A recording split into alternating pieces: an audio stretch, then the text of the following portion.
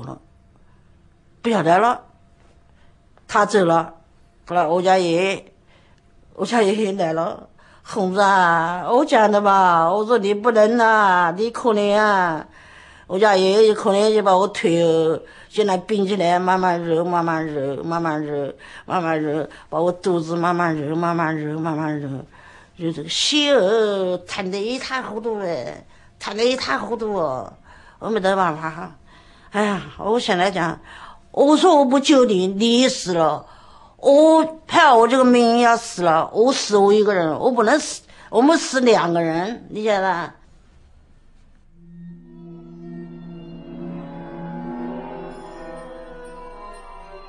December 18th, Saturday. All days seem alike now. Went to gate at 7:30. A stream of weary, wild-eyed women were coming in. Said their night had been one of horror.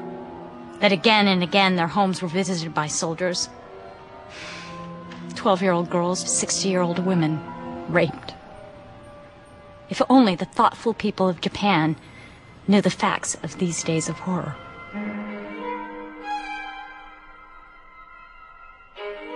We had on the grounds of our college more than 10,000 women and children refugees. Every night the soldiers would enter our grounds to get the girls, and every night Miss Vautran would try to keep them from the girls. It seems in several homes near Westflower Gate, the soldiers, failing to find young girls, are using teenage boys. Tonight I asked George Fitch how the day went and what progress they had made. And his reply was, it was hell today. The blackest day of my life. Certainly it was the same for me. Tonight a truck passed in which there were 8 or 10 girls. And as it passed they called, "Zhou Ming! Zhou Ming!" Save our lives. 6 Japanese climb over my garden wall and attempt to open my gates from the inside. When I arrive and shine my flashlight in the face of one of them, he reaches for his pistol. But his hand drops quickly enough when I yell at him and hold my swastika armband under his nose. Then, on my orders, all 6 have to scramble back over the wall. My gates will never be open to a riffraff like that. 为了医生呢，专门弄的一部分人口罩，只要他一进来，马上把我们的这个义务之委的医生都把他撤退到我们山路上面一个带到一个网去，等到他走了再下来，啊，有的是每天有好几次。占住了死地，住下来死地，登下来死地，死人把活人打死的。这人家不相信，这个活人怎么会给死人打死了？哎呀，人家不相信。这个日本人马路上睡的死的妇女，他要叫这个活人跟他睡觉。这个我们都是看，在什么地方？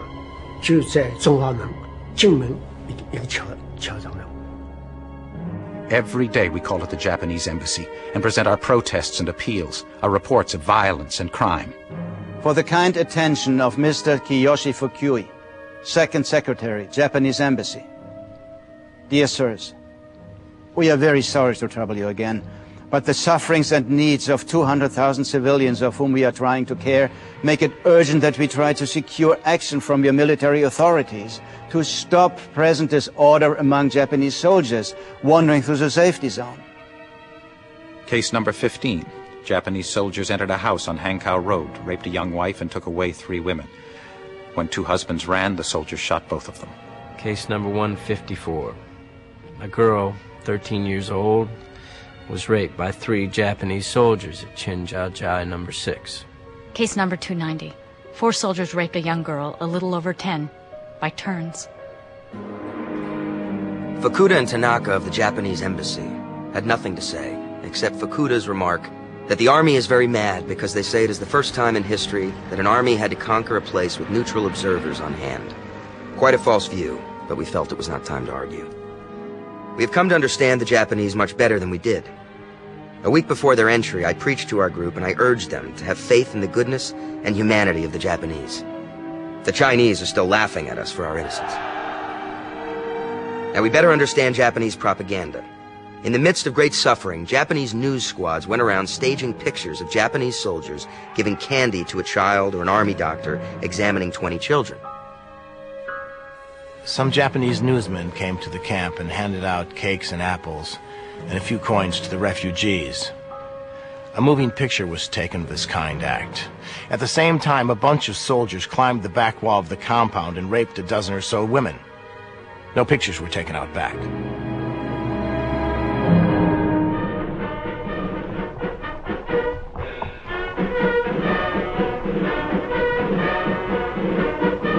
We introduced to Commandant Matsui, who shakes hands all around.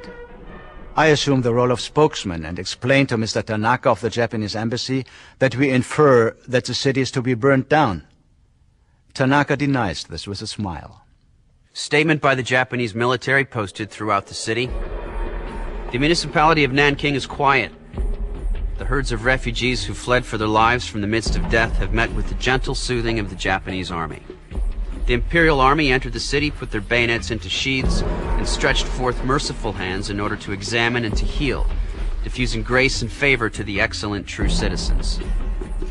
Many thousands of refugees cast off their former absurd attitudes of opposing Japan and clasped their hands in congratulation for receiving assurance of life.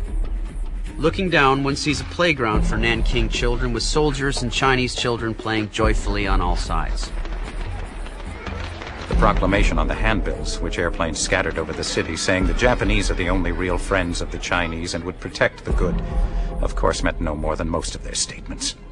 And to show their sincerity, they raped, looted, and killed at will. In these hard times, it is certainly a lifesaver to be in a gang. The thing about the whole situation that startles us all is how we, unarmed handful of foreigners, can chase the Japanese soldiers out of rooms in school buildings, rooms in foreign houses, and rooms in Chinese homes. And still, no one gets hurt.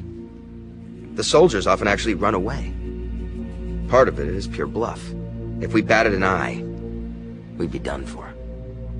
Our group here at the House drafted a message to the American Consulate General in Shanghai, asking that diplomatic representatives be sent here immediately as the situation was urgent.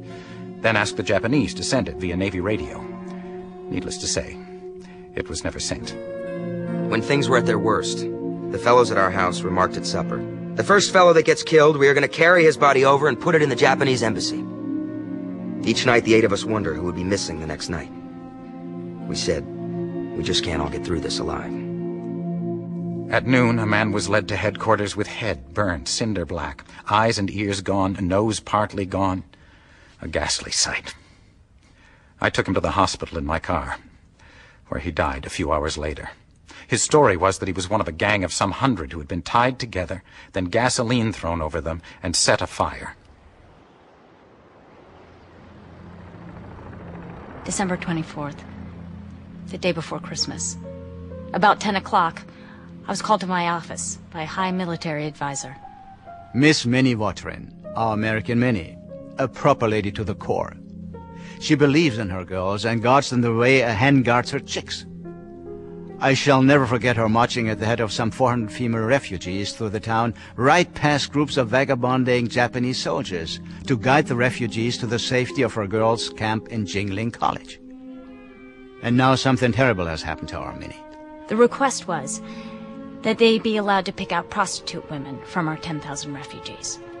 They said they wanted 100. They feel if they can start a regular license